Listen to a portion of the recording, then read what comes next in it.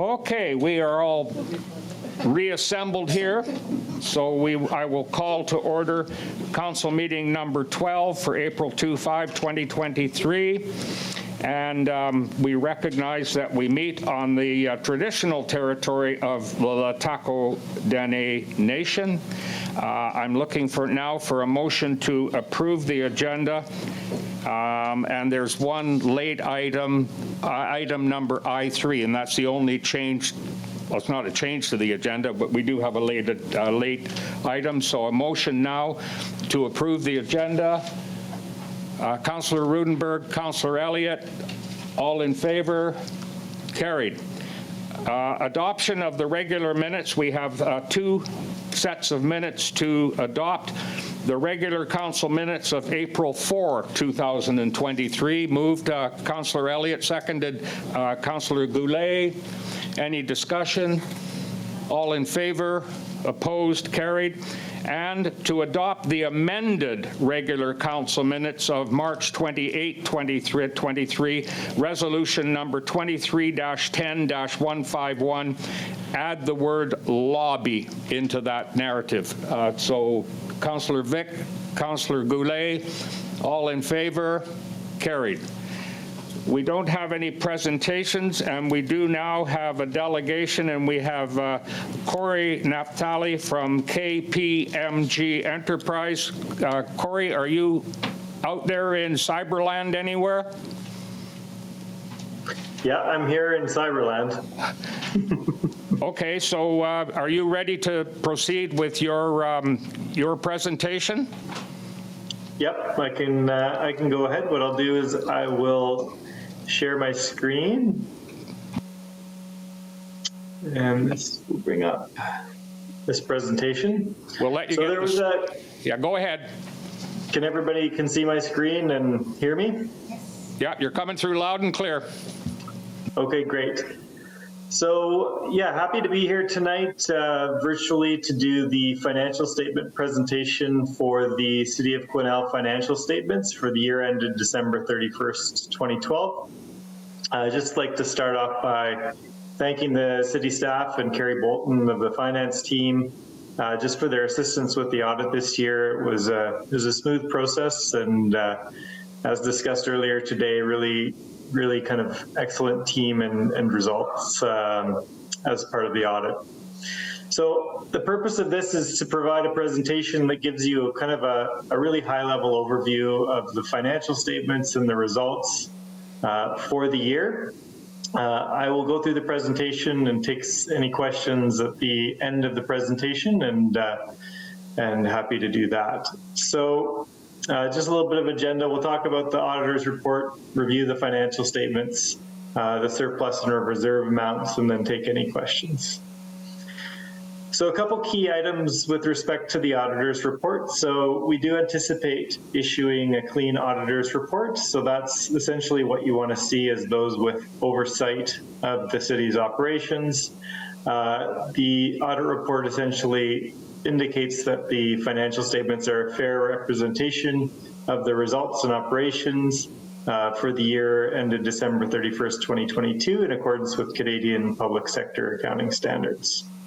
Our audit report is still in draft because essentially it stays in draft until the financial statements have been approved by you, because they are the city's financial statements, and our job as auditors is really to opine on them that they're a fair representation of the operations. So moving into the numbers, again, this is a high-level snapshot of the financial statement. So all of these numbers would mirror what would have been presented in the full set of financial statements, but that's about a 35, 40-page document. So this really just summarizes some of the key numbers. So the first thing we look at when we look at the financial statements is the statement of financial position and the financial assets of the city as of December 31st, 2022. So we can see from a total perspective, the financial assets have grown from $37 million to $39.2 million. And the increases in financial assets are largely due to increases in cash. So there's about $700,000 more cash, and then taxes and accounts receivable. And the accounts receivable largely relate to provincial and federal grant funding that's outstanding at the end of the year and that was just received into fiscal 2023. Moving down to the other side of the equation is the financial liabilities. So these are the amounts that are owed at the end of the year and that will be paid. So the amounts there are the accounts payable and accrued liabilities. So about $7 million of trade payables and accrued liabilities related to employee costs or any costs that the city incurs. So that was $7 million, up about $500,000 from the previous year. The landfill closure and post-closure costs. So the city does accrue an obligation or liability for its responsibility to close, and then post-closure costs, which is essentially maintain the landfill after it's closed. This liability has decreased over the year. So this is decreased for a couple of factors. One would be the discount rate has increased, which essentially makes that liability out in time a little bit less. The other factor would be that the capacity of the landfill was expanded and essentially the length of time was carried out a little bit further. So all of those things put together, the liability for landfill closure has decreased by about $1 million. When we look at the deferred revenues, so these are amounts that were received by the city in advance for specific programs or specific purposes, and they have sufficient restrictions on them that you don't recognize the revenue until those restrictions have been met, and then the revenue gets matched against the expenses in future years. So there's $2.7 million essentially being carried forward for future purposes. When we look at municipal debt, so this amount has decreased. It's decreased because of two factors. The first being the repayment of municipal debt, and the second being some actuarial changes because these are valued on a year-end basis. And then there was an increase that offset those two decreases, which was the issuance of new debt for equipment of about $300,000. So overall, the financial liabilities have decreased from $27 million to $26.2 million. And you can see the large part of that would relate to that landfill change. So when you take those financial assets, so cash and things that are going to turn into cash, and you offset those against your financial liabilities, you get that net financial assets, which is $12.9 million at the end of the year, which is an increase from 9.7.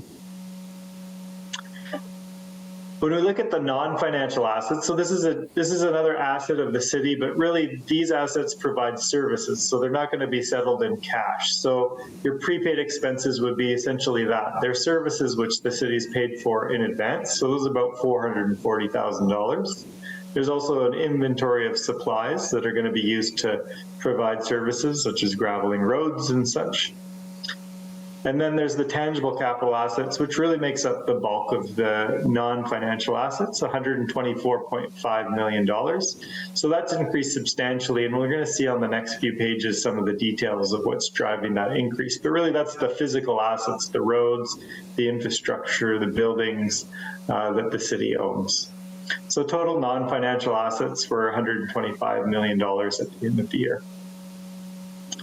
So looking into the details of those tangible capital assets, we can see big changes under the categories of land improvements. So this is largely due to the asphalt resurfacing out of the Quesnel Airport. And then the other big changes would be in construction in progress. So there are a few projects that are underway, some fire hall renovations, and I believe the campground, municipal campground costs have been just still in progress. So those items will stay in construction in progress until they're complete, and then they'll be moved into the appropriate categories above. So all in all, there was about $17 million of additions, and that's really offset by the depreciation or the capital charge that's taken against these assets on an annual basis, which was about $5 million.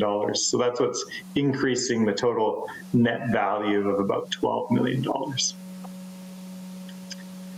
Looking into the operations, and we'll look at this in a little bit of a graphical form later in the presentation, but On the left, you've got the budget, and in the middle, you've got the actual results for 2022.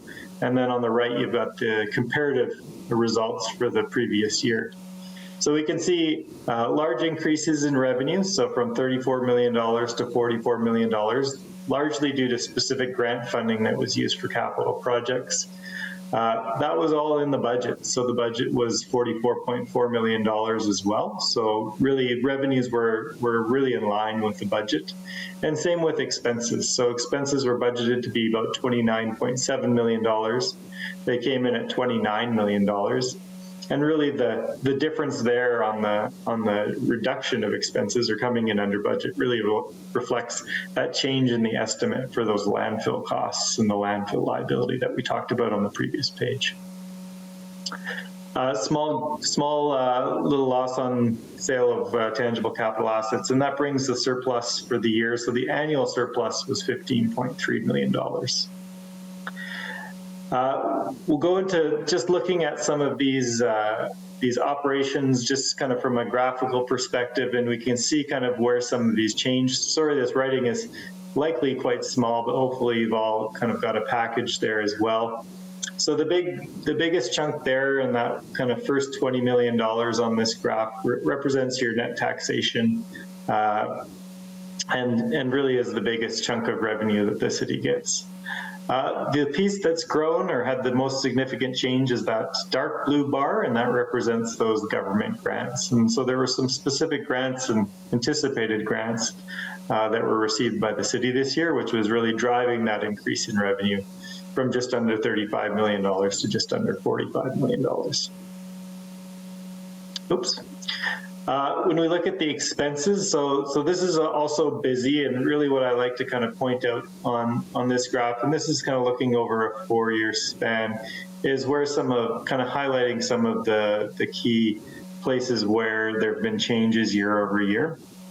And really that key one that I would highlight is with respect to the solid waste. And you can see that certain years like 2019, solid waste had kind of a big increase. And this is really the fluctuation and the difficulty of estimating kind of future costs. And it does lead to some variability in the results. So that's a kind of teal bar here that you can see was high in 2019, was fairly stable for 2020 and 21, and then was quite low for 2022. Other than that, we can see the proportions of the items are quite similar, with that protective services bar being, quite a bit higher than most of the rest. The other way of looking at expenses is by object. So this really says, okay, well, what was the type of expense that was incurred? And we can see here the biggest bar is the salary, wages, and benefits bar. And then the next kind of biggest would be the goods and services, contractors and subcontractors, and then the RCMP contract.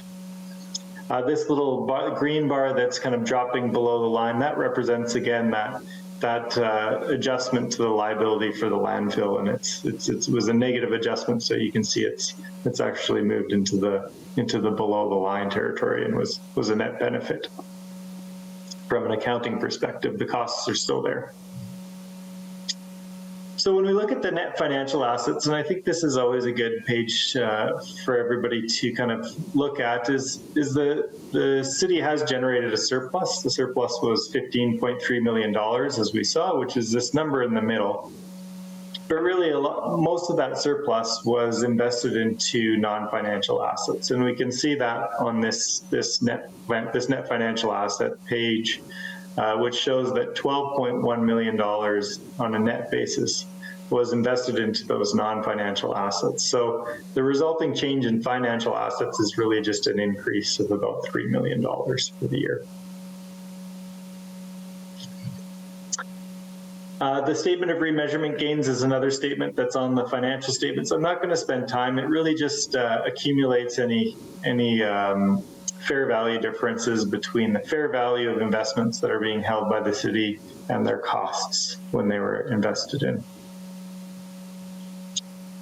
When we think about the accumulated surplus of the city, we do see that there's an accumulated surplus of $138.2 million, which is the total surplus here. But what's important to understand is how that's broken down. So there's only about $5.4 million of that surplus that's available in the operating fund. So that has increased year over year by about $700,000. There's that remeasurement loss that's just being tracked until those investments come to maturity. There's $21.6 million that's being held aside in reserves for specific purposes, and we'll see the kind of types of reserves where some of this increase has happened. And then there's the equity and tangible capital assets, which makes up the largest portion. So a large portion of the surplus of the city is invested in those physical assets, the roads, the infrastructure, the buildings. So that's 111 million. So that's what makes up that total number. When we look at the accumulated surplus and those reserve breakdowns, so we can see where some of the increases were. So there were increases in reserves related to capital and both the capital reinvestment and the general capital funds. And then the gas tax, which was a specific funding, is held in reserve, and it's decreased by about $700,000 as there was spending of the gas tax. Water and sewer reserves have increased by about $500,000 each.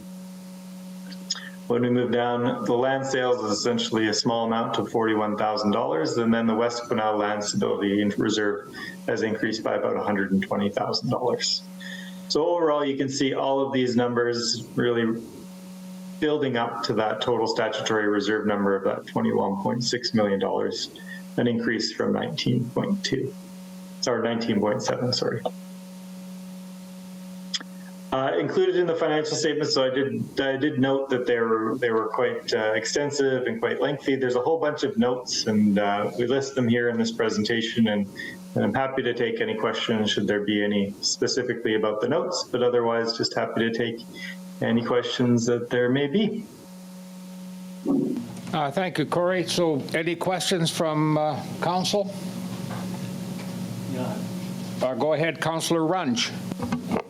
Hi, Corey. Thanks for the report, and I love the larger text font. That was great for me while I was reading it. Anyway, I've got a question. It's maybe not to the report. It's more to our expenses as a city. And I'm not sure if you can or can't answer this, but, you know, as a percentage relative to other municipalities, are we trending in about the same area with regards to all our, you know, major expenses, or are we, you know, take away the landfill because they don't all have landfill, but they would all have various similar services. Percentage-wise, are we looking the same, or are we spending much more in some areas than others? And yeah, I mean, it's not the intention of the financial statements to provide a comparative analysis, although financial statements, you know, are fairly readily available. And generally one thing that we can recommend, and if this is an interesting question for you, is to actually, you know, develop as council potentially some comparator cities of similar size, and then to start taking a look at, you know, how do those expenses compare. I will say from like a graphical perspective, and just from a very high level, because I don't have the specific numbers in front of me, but like things like RCMP contract and protective services are becoming a bigger piece of the pie for all municipalities, especially with you know, contracts being renegotiated and higher rates and things like that. So that's one place where I have seen kind of, you know, increases, but also general inflationary pressures are seeing costs increase across the board, especially within construction. yeah, I'm actually not, you know, I'm trusting that they're all good. I just was wondering how we fit in. So the idea of having a comparative analysis and us sitting down with that, I think it's actually quite positive for us. And then my second question goes to, and it may not be something that we do here either, because you're looking at just the numbers that are provided to you. Do we ever look at processes, city processes with regards to that? Do auditors pick up on that? I'm just thinking as we look at it and we want to say yes to everything, assuming everything is good, if something for whatever reason wasn't kosher, not that I even think of that, but you know, that it is that way in this town or in this city, but just because we're saying yes to all these things, does that pop up in the auditor's report? Would that pop up in an auditor's report? So I can't comment on the, saying yes to everything, but what I will comment on is kind of your question around process. So as part of our audit, there are some key processes that we do, review. So obviously, your receipts and receivables and revenue process, your payroll, payables process, your budgeting process is actually something that we do take a look at, and really it's not with the intention of delivering you a clean bill of health, because that would require a really detailed look at all of the controls that are in place at the city. But really, if anything were to come to light as a part of that review where we saw just like major red flags, that there was some process that was really broken, and there'd be something that would be called a significant deficiency in internal control. And earlier today, we were at the Financial Sustainability and Audit Committee, and we went through kind of what the definition of that looks like. And we have a requirement to report to that committee in our audit findings report if there were any significant deficiencies in internal control. But generally, and I've been on this file for a number of years, and we haven't had significant deficiencies in internal control that have been reported within that report. Thank you. Okay, thank you. Anyone else? Oh, go ahead, Councillor Rudenberg.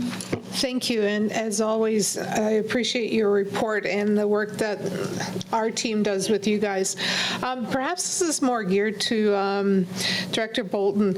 In regards to the RCMP retro pay that we've received the bill for, how does that get posted? Is that just put under RCMP costs? Because I know it's a retro pay, which means it's covered off several years. So how does that get posted, please? So every year we were given an estimate of what the amount would be. So in each year we accrued that amount, and it grew to quite a large amount that was sitting on our books that we've now just recently paid out. Sorry. So my question would be, so next year when we get this report, where would we find that amount that we pay out? Is that does it get covered under RCMP costs, or is there a separate, because it's retroactive pay, does it come a different line? So it's already been accrued, so it's already hit the protective services line in previous years, so it's just sitting on our books as an accrued payable. So that'll just lower our accrued payables. Okay, that's why you're the accountant and I'm not. All right, thank you. Yeah. Okay, thank you. Anyone else? Now, the consolidated financial statements, that comes up with you, Corey, or does that come up with you, Carrie? So that's just attached as information, and later in the night we'll talk about the financial statements.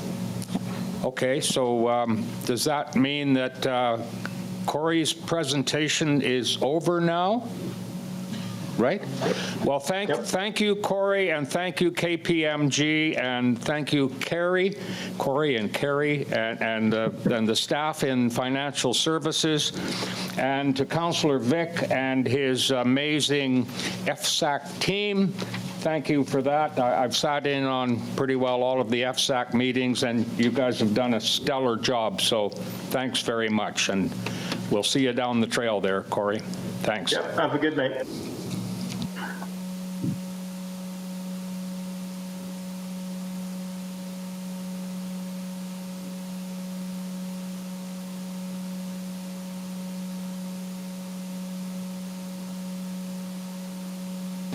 Okay, so the next item on the agenda, we don't have any items arising from previous special closed. We have no unfinished business. Committee reports. First one is the Financial Sustainability and Audit Committee Chair Summary. Councillor Vic to report. This is on the April 5 meeting. Thank you, Mr. Mayor. Yeah, we had a busy meeting on the 5th. We covered a lot. I'll go through it. I just want to, the recommendations are going to pop, most of the recommendations will pop up later in Director Bolton's reporting, but if you can't make sense of where the recommendations were, just let me know. So the first thing we covered was the 5-year financial plan draft bylaw. largely unchanged. However, we're recommending a removal of the sentence to continue to work on the major industry rate being competitive, and replace that with council will continue to examine the competitiveness of the commercial and industrial tax rates with other communities. So a subtle change, more efficient in its language, I think, covering off both those tax classes, and that recommendation will be handled later on. We moved on to the Growing Communities Fund and draft bylaw. As all of us are aware, the Growing Communities Fund to Quesnel represents $3.217 million, and it presents an opportunity for us to address several important capital needs and community projects in the near or medium term. One of our most critical needs remains the Johnson Bridge replacement project. So the committee agreed that until the full costs of this project are fleshed out, and we do have a reasonable idea what it's going to cost, but we're going to get one final update on that. The remaining balance of the GCF should be placed into reserve until we understand completely what the Johnson Bridge project will cost. So the recommendation for the creation of the reserve will be addressed under Director Bolton's reporting, and the recommendation regarding the use of funds will follow. Speaking of the use of funds, although Council had directed staff in January to proceed with a plan for long-term borrowing for the new fire truck that we require, the recently announced GCF fund has flexibility within the parameters to allow for this type of expenditure. Using $800,000 of the GCF to purchase the truck, as well as $400,000 from our fire equipment reserve fund, it will fund the entire fire truck purchase, negating the need to borrow. Further, by canceling the need for long-term borrowing and associated reverse petition process, voters will have one fewer item to consider as they turn their focus to the pool upgrade referendum. And we will handle that recommendation under staff reports. Revised assessments, very little change and very minimal impact on our tax rates. Council travel. The committee discussed how requests from council for travel that are not budgeted should be handled. At this point, only the major conferences are budgeted. Any member wanting to use travel funds for an event not budgeted for should bring the request to council for approval. However, in the next year's budget, we will consideration will be given to adding a line for this type of travel. South Quesnel BIA requests. The committee reviewed 2 requests from the South Quesnel BIA. Discussion occurred regarding equity with other BIAs, ongoing costs of various projects, and having a policy regarding specialty crosswalks. Regarding a request to hang, maintain, and remove flower baskets in the summer months, and hang and remove festive lighting or banners in the winter months, the committee felt that it would be equitable to do so, as the city does the same in other business areas of the community. Prior to making a decision regarding the request to have the city maintain a proposed themed crosswalk, the city manager will reach out to community groups, including the BIAs, to discuss funding for future maintenance of said crosswalks. After those consultations, staff will draft a policy, and it will actually come back to FSAC for another review. So here are the recommendations, notwithstanding what's coming on later on tonight.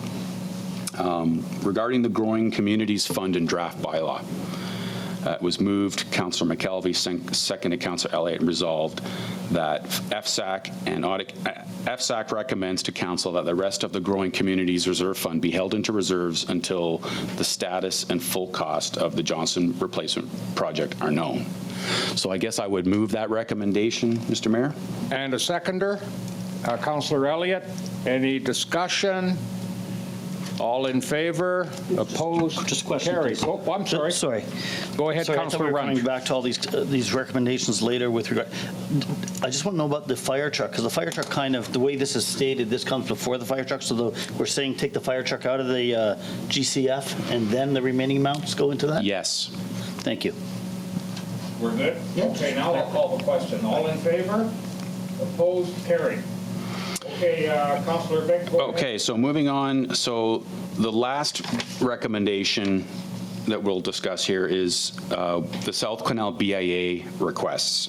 And it was moved by Councillor McKelvey, seconder Councillor Elliott, and resolved that the Financial Sustainability and Audit Committee recommends to Council that the city remove and install SQBIA Christmas snowflakes. The SQBIA will need to determine storage for the snowflakes, as the city does not store Christmas decorations. And that the Financial Sustainability and Audit Committee recommends to Council that the city install, care for, water, and remove hanging flower baskets that the SQBIA purchase. I would move that recommendation, Mr. Mayor. Okay, thank you. Councillor Vic moves it, and Councillor McKelvey seconds it. Any discussion? Oh, Councillor Vic, Councillor Mitch. We'll Sorry. make it Councillor Councillor Runge. So I'm actually I do want this to go through. I just wonder if, do we have any costs of the additional costs that we'll have for our city maintaining? I thought you'd ask. So, and these are approximations based on installation of Christmas decorations throughout the community and also flower baskets. So every time we remove or install lighting, it's about $2,800. That's bucket truck rental, et cetera, staff time, and also there's probably contractor time in that as well, Director Bolton? Or is that just city staff doing that? Okay. So $2,800 to $3,000 each time. Lights go up, lights go down. Regarding flowers, the installation in the spring would be between $1,400 and $1,600. And then to take them down is about the same price. Regarding the extra cost for watering them and caring for the flowers, the anticipation is there's no extra cost to taxpayers. That will be covered within allocated staff time. So things like weeding would suffer, I guess, or happen less often, and the watering of flowers south of town would happen more often. Go ahead. And so just adding to this, because I think it's, like I say, I think we do want to be equitable. Would this start right away into this year's budget, be added into this year's budget? Yes, I believe they intend to buy some right away, yeah. Thank you. Okay, so we have a mover. Do we have a second? Yeah, we have a seconder, don't we? Oh, seconded Councillor Runge? No. Nope. Okay, I thought I had you, but Councillor Runge put his hand up, so you can third it, Councillor Runge. So any discussion on that resolution? All in favor? Opposed? Carried. Okay, so does that conclude the report? No, it doesn't. Page 3. Those are only recommendations for reference because I spoke to those topics. And there's 3 recommendations you see there, and they're going to come up in Director Bolton's reporting soon. Including the fire truck? Yes, sir. Okay, then we can move on. Then that concludes your report? Thank you, sir. Yep. Okay, thank you for that. So now we will go to Councillor Runge for the Policy and Bylaw Committee meeting update from April 25. Or pardon me, Well, it's okay. It's for March 30th. I'm sorry. Yeah, so this report's from many moons ago, and we've actually had another meeting in between, so I might actually combine a little bit. So the purpose of this report is to inform council what we talked about. So back on March 30th, we brought up our smoking regulation bylaw with regards to considering amending discuss consideration of amending the smoking regulation bylaws 1767 of 2015 to include the use of hookah pipes in relation to current restrictions on cigarettes and other tobacco and vaping products. that was brought back to staff, and at our last meeting, we actually talked about this again, but we took out the hookah pipes because really what we were looking at was, we were looking at our smoking regulation bylaw and saying, we want to update it to a more current bylaw to look at, future changes in all sorts of smoking type regulations. So we brought it back to staff to say, here, there are some newer, more current bylaws around the province, and can we look at those? So we remove, and so the second thing that we discussed on March 30th was the electronic meeting policy. It was a discussion that I think started a fair amount of time with regards to conducting closed meetings through Zoom or Teams. And the Policy and Bylaw Committee reviewed the Council Procedure Bylaw number 1920, item 8, as well as the Council meeting norms and expectations. And and the expectations of electronic meetings.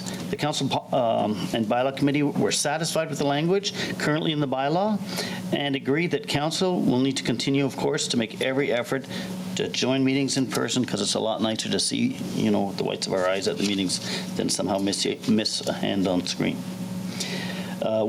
Also from, I believe it was it was quite some time ago, mid-March, with regards to hate speech training, we had a discussion, and the Policy and Bylaw Committee reviewed the requests brought forward by the Quesnel Pride Society during the presentation to Council at the March 7th, 2023 meeting. We discussed our procedures carried out by bylaw enforcement, and that the current practice is to remove any pamphlets and posters distributed on motor vehicles.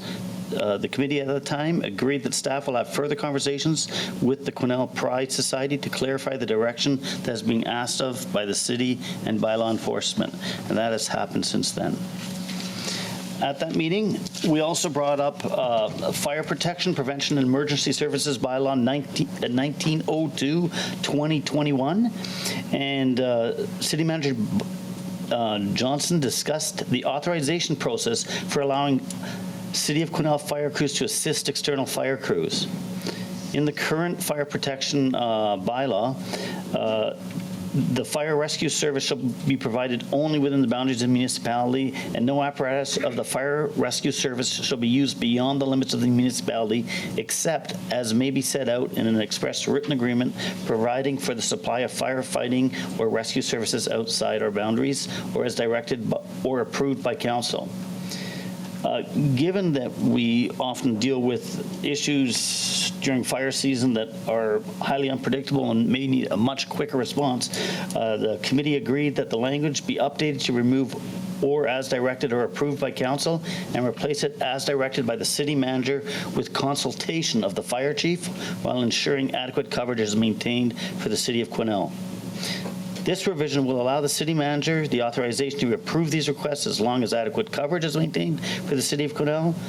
And I guess this revision will be made and will be brought to an upcoming council meeting. The city manager discussed the current process of supplying resources, level of support, and apparatuses of external wildfire crews and agencies, and the committee agreed that the same process will be followed as sending city support crews to external crews as needed. In all emergency occurrences and where the city of Quesnel may be supplying resources to or aiding external crews, the city manager will inform council by email. And then we also had some new business that we quickly discussed, and it was that the Policy and Bylaw Committee discussed the City of Quesnel regular meeting start times, and it was suggested to adjust the start time to 5:30 rather than 6 o'clock to better align with the schedules of the North Cariboo Joint Planning Committee meeting start times. The committee agreed that this topic would be brought to a regular council meeting to discuss meeting start times with all of us in attendance. And the final thing that we talked about was location of our committee meetings. We agreed that future committee meetings will be held in the Fraser Room to save on budget and allow for better electronic meeting connectivity and ease of room setup. So I'm not sure. That's where we leave it here. Thank you. I'm not sure if we want to discuss that meeting start time right here. I sure hope we do. So I guess So are we open to discussion on moving our council meeting start time from 6 to 5:30? Is there? that's your motion? Or do you Well, want I that to can't be make my that motion, but certainly I would welcome it with open arms. Okay, so then, so I'll bring forward, I should have brought that forward here, I'm sorry, in the notes. I'll bring forward the motion that we start our meetings at 5:30 instead of 6 o'clock to align with all Okay, the we've same got times. Councillor Runge, Councillor Elliott, and this would necessitate an amendment to the procedure bylaw, which would this, are we going for first and second reading, or how do we handle this?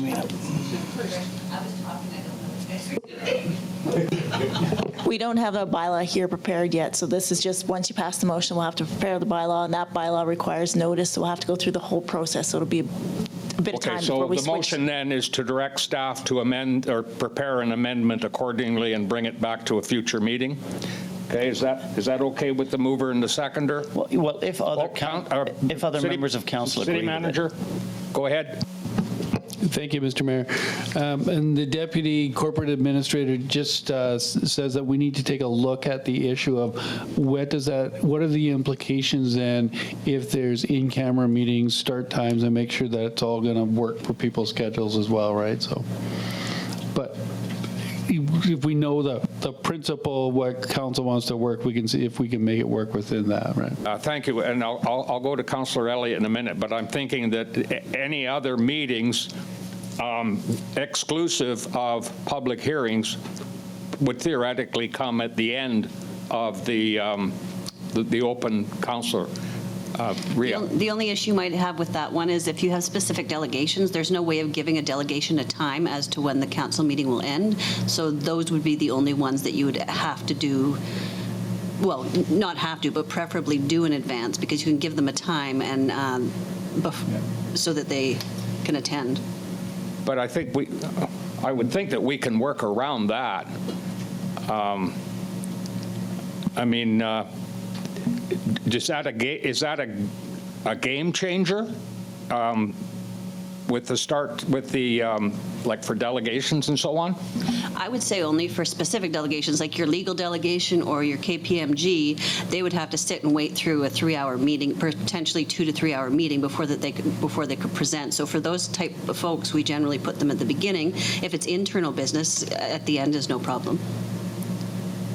Okay, that sounds like go ahead, Councillor Runge. Sorry, my understanding was that we just shift the meetings up, and then those delegations will be shifted up to the beginning as they would have in the past. I think Rhea's referring to delegations that are at the in-camera meeting. So if we don't know when the in-camera meeting is going to start, it's tough to give someone a time to be on. Okay, it sounds like maybe this is, go ahead, Councillor Elliott.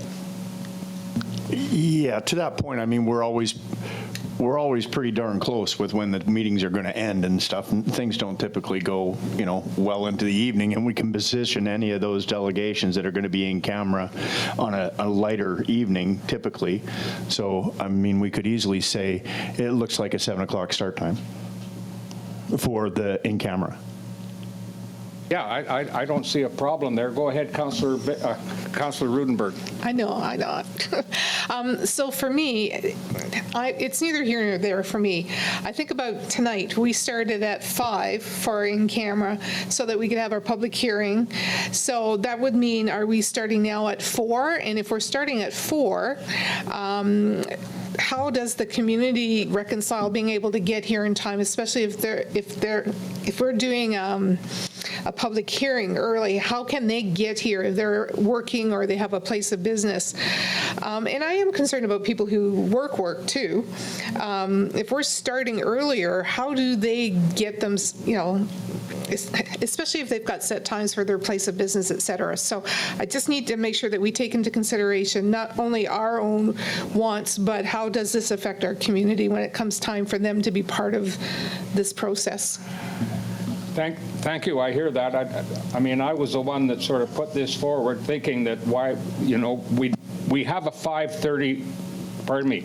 Yeah, we have a 5:30 start for North Caribou Joint Advisory Committee, and that seems to work, but I guess North Caribou Joint Advisory doesn't have in-camera meetings to the extent that we do, so perhaps maybe we should stand this. Oh, go ahead, Councillor Elliott.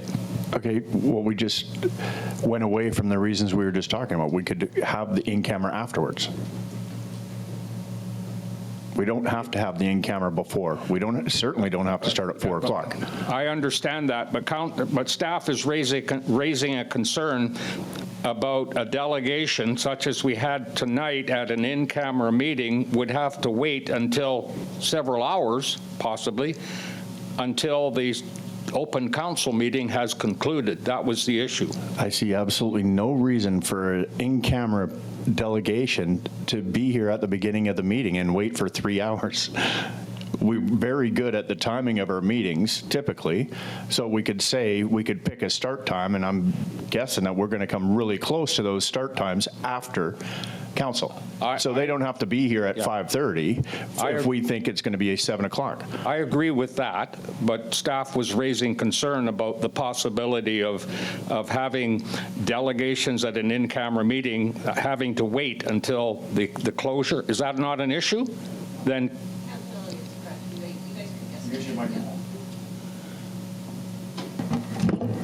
I just didn't know if there was any thought given to that. If you guys are perfectly fine with it, we could just guesstimate and go from there. yeah, like if we have an in-camera delegation, I mean, we're pretty good at predicting what time that in-camera delegation would come on. So I don't see a problem. And it just falls in line, like you've said, with joint planning, with joint advisory. So everything's just straight, so it makes it easier for the public. There's no difference. Every one of them starts at 5:30. Okay, I'm going to Councillor Runge and then Councillor Vic. So I guess my question is to, the city manager. How often, because we may not actually be able to push some of the closed meetings past a certain time because they're not going to be there. Are they always available at 7, or are some of these time sensitive so they have to happen before 5 o'clock? That's an interesting question that's a little hard to answer. I would say, first keep in mind, we don't have that many delegations to in-camera sessions. We have them once in a while. We had one tonight, obviously, but we don't have all that many. And typically, people reporting into council sessions, especially in small towns, are used to reporting in the evenings. That's when seems like in small towns, that's when all the council meetings are held, is in the evenings, because they recognize that people work. So I would say for most people reporting into a council meeting, if it's 5:30 versus 7 versus 7, I don't know that it would make that much of a difference. I think the bigger issue is we just have to be have to be good at estimating, so we don't have someone on the hook for 2 hours or an hour and a half waiting for something where we said it'd be at one time and it didn't. And we can do that. As Councillor Elliott said, we can make pretty good estimates there. So I think this is very doable. I think that we could even give it a try for 6 months, and if it's something that the wheels fall off, we can say, this isn't working, right? But Well, I was just going to say that we do have the liberty of going back to the drawing board if it doesn't work. And I got to say that where we are today, even with a 6 o'clock start, is a huge improvement over where it was when I started working for the town. Start time was Monday night at 8 o'clock. And invariably, we required a resolution pursuant to the procedure bylaw to go after 11 p.m. So it's a huge improvement. So we have a mover and a seconder, Madam Clerk?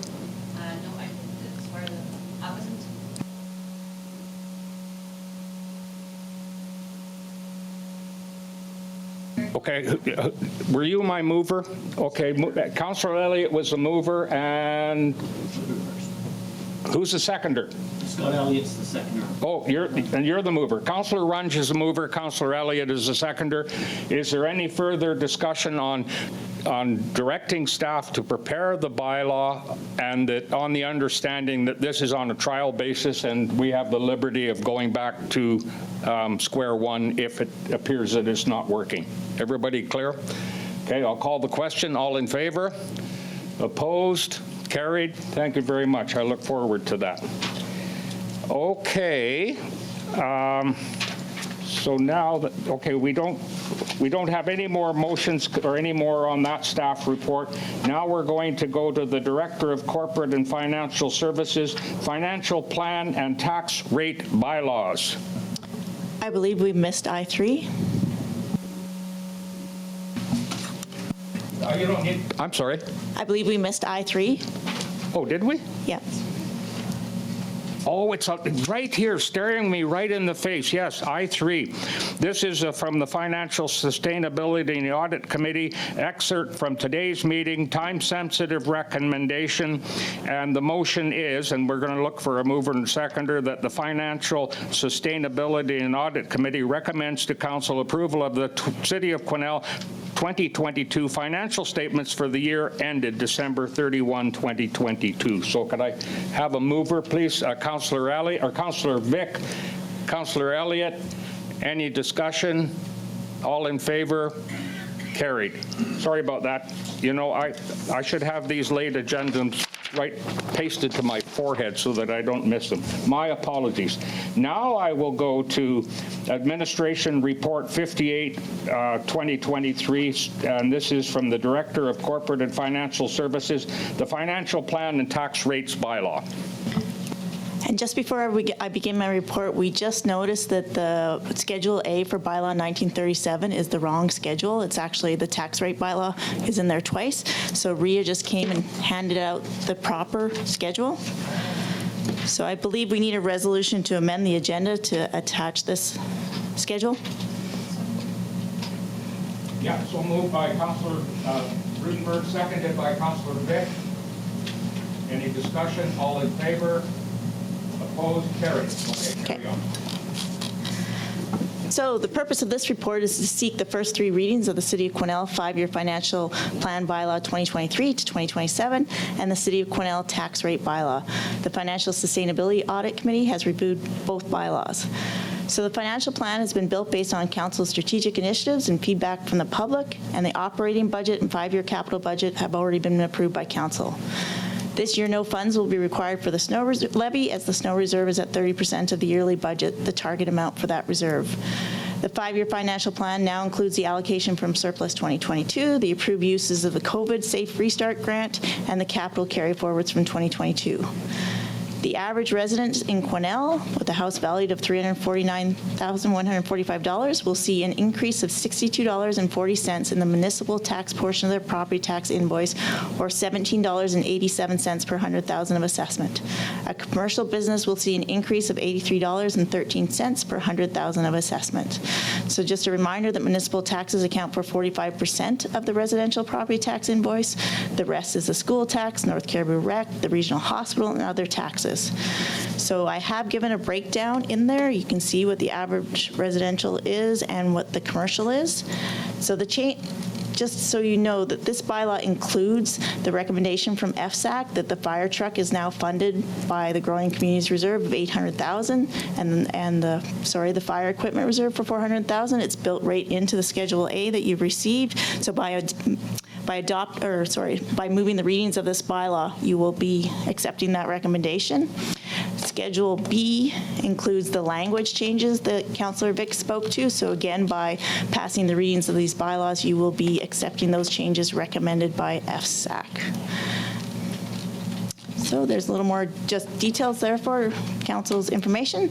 So the recommendation is, there's two separate recommendations, that Council proceed with the first three readings of the City of Quesnel Financial Plan Bylaw, No. 1937 of 2023, and then that Council proceed with the first three readings of the City of Quesnel Tax Rates Bylaw, No. 1938 of 2023. Okay, so we're proceeding with first, second, and third of 1907 and 1908 at this point, not later in the agenda. Okay, so I will entertain a motion for first, second, and third on bylaw number 1937.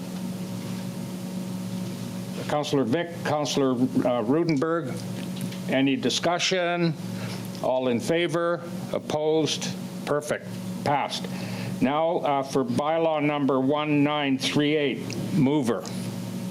Councillor Elliott, Councillor Vic, Any discussion? All in favor? Opposed? Carried. Good work, everyone. Thank you. Okay, so that concludes item K1.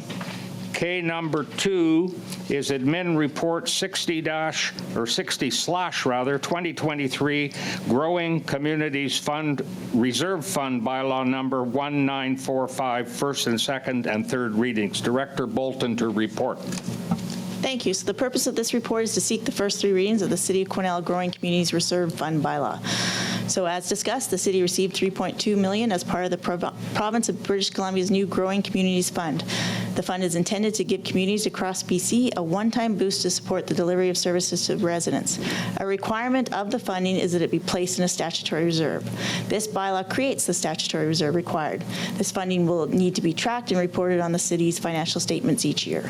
So the recommendation is that council proceed with the first 3 readings of the City of Quesnel Growing Communities Reserve Fund bylaw number 1945 of 2023. Thank you, Director Bolton. Councillor Rudenberg, you're moving, and Councillor Runge, you're seconding. Okay, that's perfect. Any discussion? All in favor? Opposed? Carried. Thank you. Now we're really cooking with gas here. Item number K3, admin report, City of Quesnel Fire Protection, Prevention and Emergency Services Amendment Bylaw 1946, first, second, and third. City Manager Johnson, you're up. Thank you, Mr. Mayor. So Councillor Runge already referred to this report in his report out from the PABCOM committee. But just a couple of little summary points, just so people are clear when we actually said allow the fire department to respond outside of our boundaries.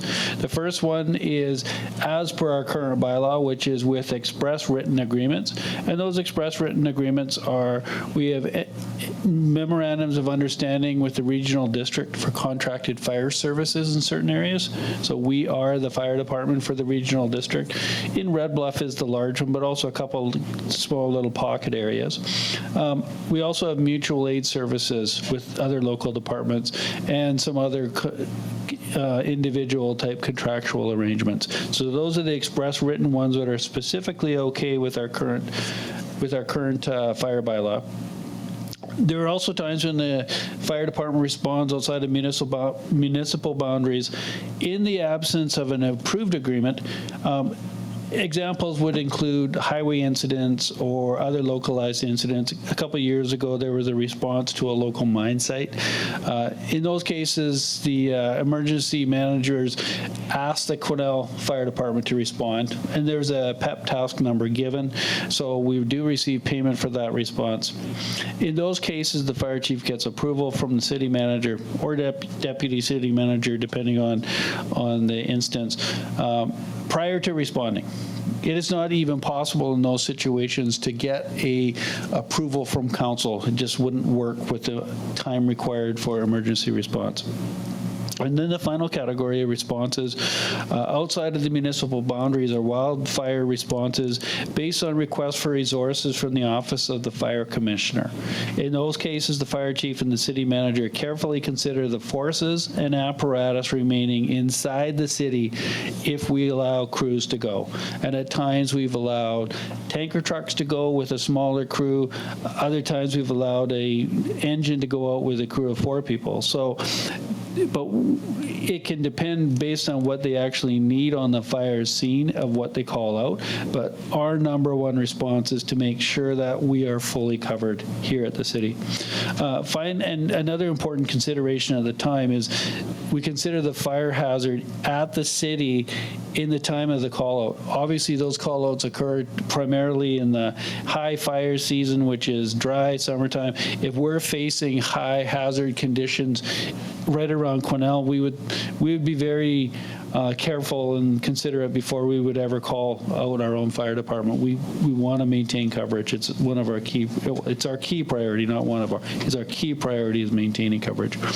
So, in the opinion of PABCOM, it does not add value to have council included in this approval process. Council needs to know that fire protection inside the fire protection needs of Quesnel are the top priority of the fire department.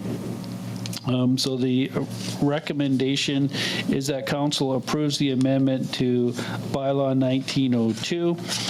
And you'll see on the following page that,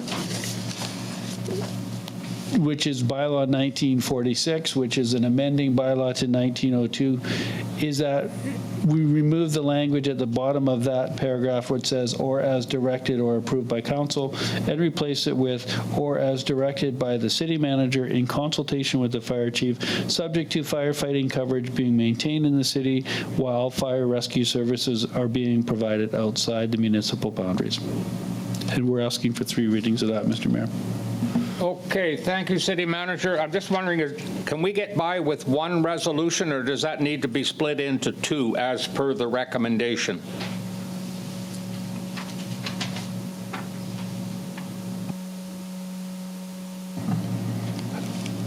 I think the recommendation, it could be one resolution there, and then there will have to be obviously the readings done on the bylaw itself.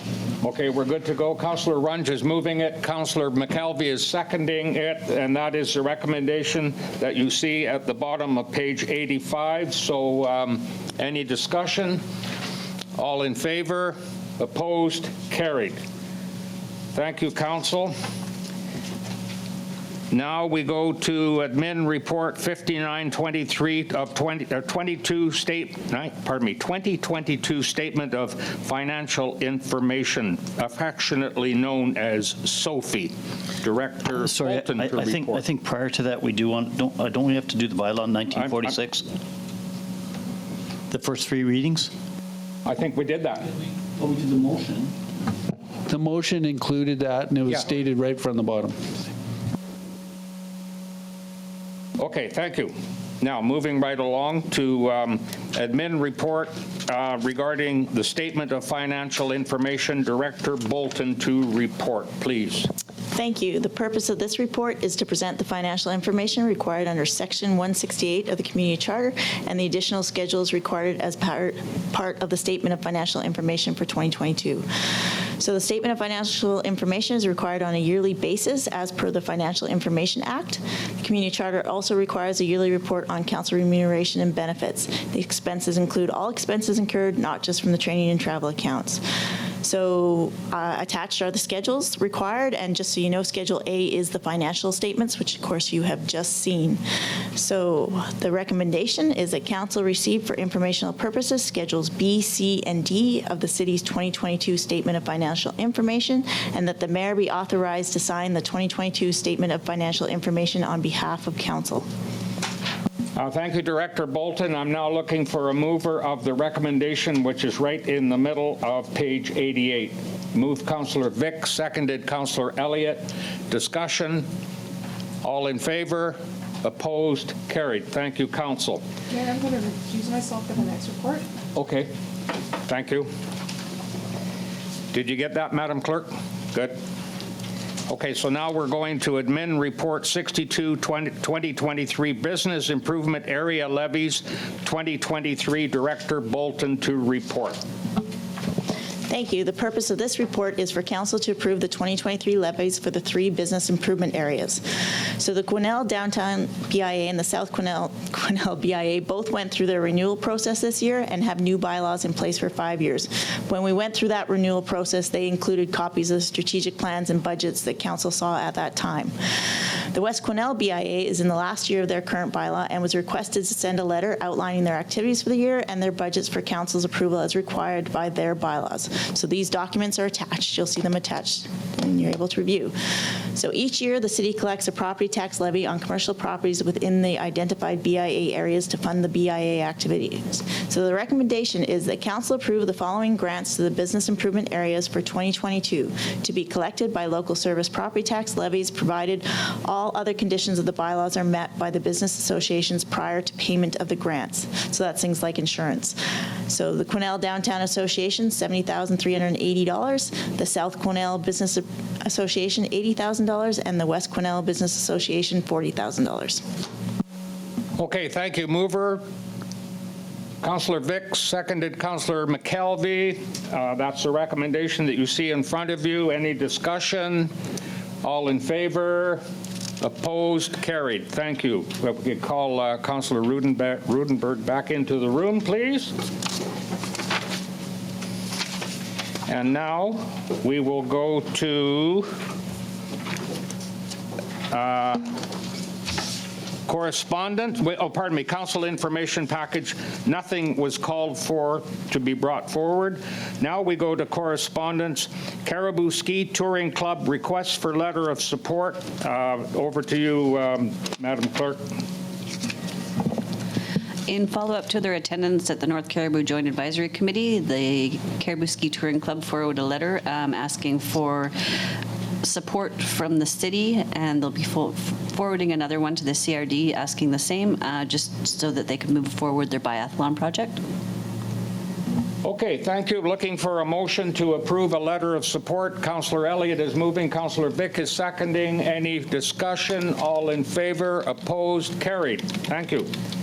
Now we go to item number, or page number 103, and that is a letter from the Community Futures. On April 12th, we received a letter from Community Futures asking for a request of a letter of support for the Rural Business and Community Recovery Regional Business Liaison position. Okay, we're good to go on that. Anyone want to make that a motion to provide that letter of support? Councillor Rudenberg, seconded Councillor Elliott. Any discussion? All in favor? Opposed? Carried. Thank you. Now, bylaw number 1937 has already been dealt with, as has bylaw number 1938, bylaw number 1945, 1946. Now we're at bylaw number 1942, City of Quesnel Official Community Plan Amendment, bylaw number 1942. We're looking for third reading. Councillor Runge, Councillor Vick. Any discussion? All in favor? Opposed? Carried. Now we are looking for third reading to City of Quesnel zoning amendment bylaw number 1943 of 2023. Mover, Councillor Elliott, Councillor McKelvey. Any discussion? All in favor? Opposed? Carried. You'd think there was a hockey game after this meeting, the way we're moving forward here. No changes, no new business. Information and question period.